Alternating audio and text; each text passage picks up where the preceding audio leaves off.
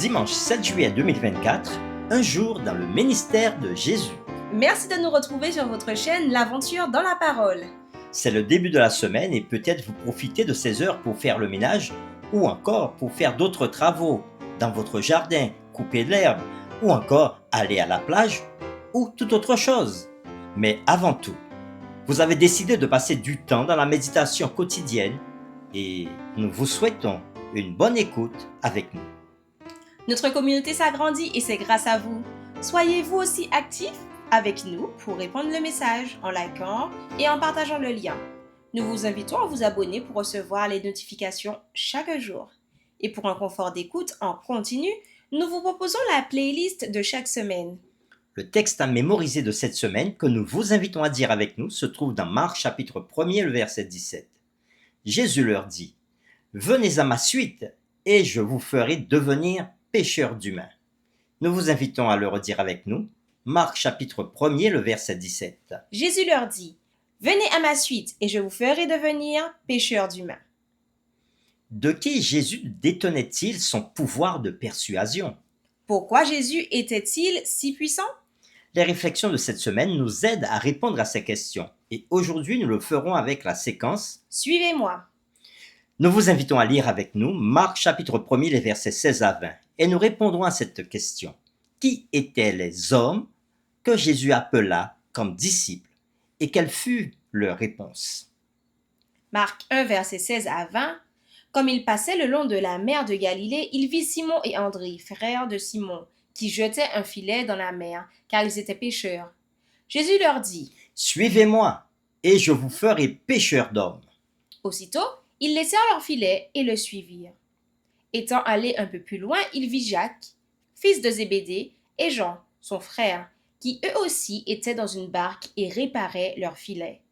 Aussitôt, il les appela, et, laissant leur père Zébédée dans la barque, avec les ouvriers, ils le suivirent. Après la lecture de Marc chapitre 1er, les versets 16 à 20, nous répondons donc à cette question. Qui étaient les hommes que Jésus appela comme disciples et quelle fut leur réponse ? Marc 1 ne rapporte pas beaucoup de paroles de Jésus. Cependant, Marc 1, verset 17, rapporte ces paroles à deux pêcheurs, Simon, que l'on appellera plus tard Pierre, et son frère André. Les deux hommes sont debout sur le rivage de la mer de Galilée et jettent un filet. Il n'est pas fait mention de bateau, ni d'aucun autre matériel de pêche, ce qui indique peut-être que les deux hommes ne sont pas très argentés.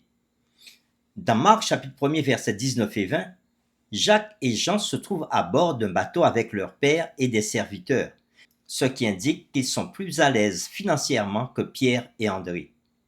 Luc indique que Pierre a bien un bateau et qu'en fait Jacques et Jean sont des associés de Pierre et André. Et on peut le voir dans Luc chapitre 5, les versets 1 à 11. Comme Jésus se trouvait auprès du lac de Génézareth et que la foule se pressait autour de lui pour entendre la parole de Dieu, il vit au bord du lac deux barques, d'où les pêcheurs étaient descendus pour laver leurs filets. Il monta dans l'une de ces barques, qui était à Simon, et il le pria de s'éloigner un peu de terre. Puis il s'assit, et de la barque il enseignait la foule.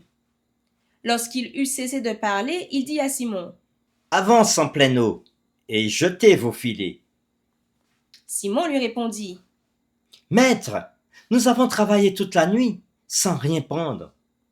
Mais sur ta parole, je jetterai le filet. » L'ayant jeté, ils prirent une grande quantité de poissons, et leurs filets se rompaient. Ils firent signe à leurs compagnons qui étaient dans l'autre barque de venir les aider. Ils vinrent et ils remplirent les deux barques au point qu'elles enfonçaient. Quand il vit cela, Simon-Pierre tomba aux genoux de Jésus et dit : « Seigneur, retire-toi de moi, parce que je suis un homme pécheur. » Car l'épouvante l'avait saisi, lui et tous ceux qui étaient avec lui à cause de la pêche qu'ils avaient faite. Il en était de même de Jacques et de Jean, fils de Zébédée, les associés de Simon. Alors Jésus dit à Simon : « Ne crains point, désormais tu seras pêcheur d'hommes. » Et ayant ramené les barques à terre, ils laissèrent tout et le suivirent. L'évangile de Marc présente peut-être un contraste entre les deux fratries.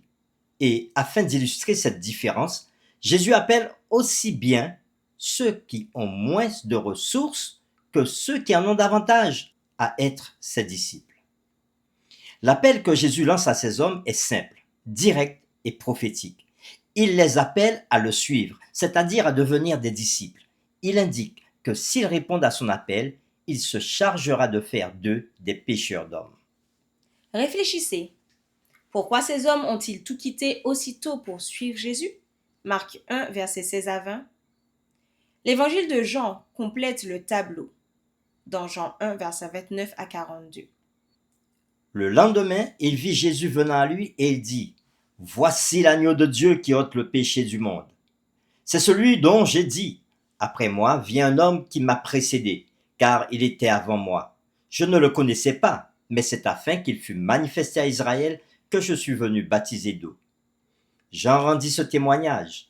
J'ai vu l'Esprit descendre du ciel comme une colombe et s'arrêter sur lui.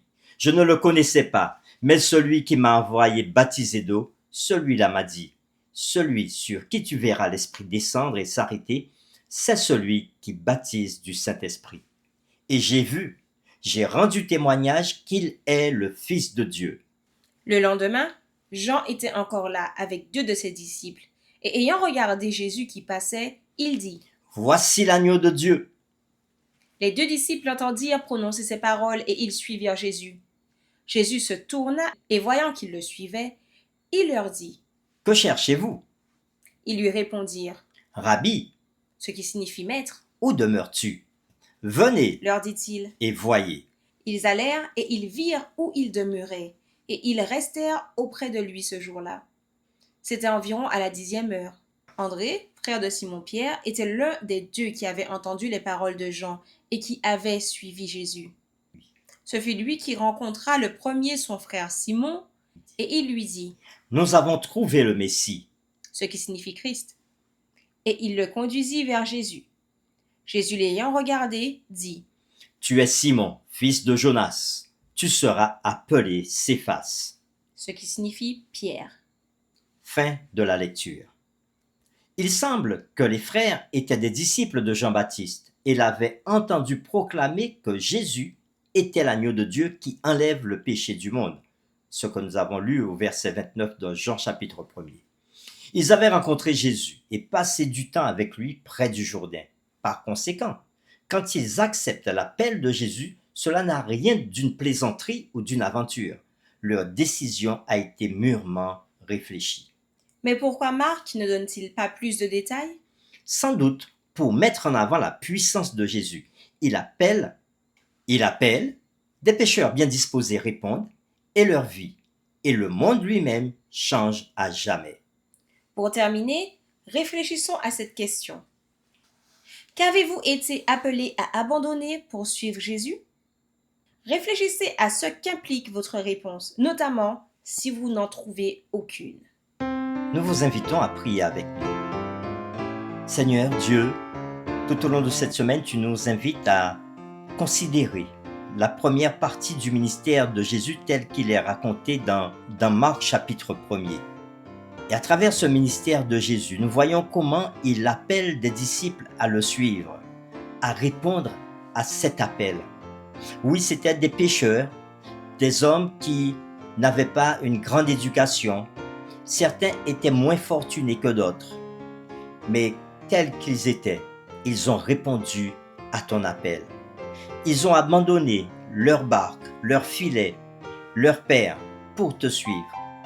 Et aujourd'hui, une grande question nous est posée. Qu'avons-nous abandonné pour suivre Jésus? Ô Seigneur, toi qui es le Dieu de bonté et de miséricorde, alors que nous sommes appelés chacun à répondre à cette question, aide-nous à ne pas regarder le sacrifice petit que nous avons fait pour te suivre, mais aide-nous à regarder le sacrifice de Jésus qui nous apporte la vie éternelle. Et aide-nous à mettre notre confiance en toi et à continuer la marche que nous avons déjà commencée avec toi. Nous t'avons prié au nom de Jésus. Amen.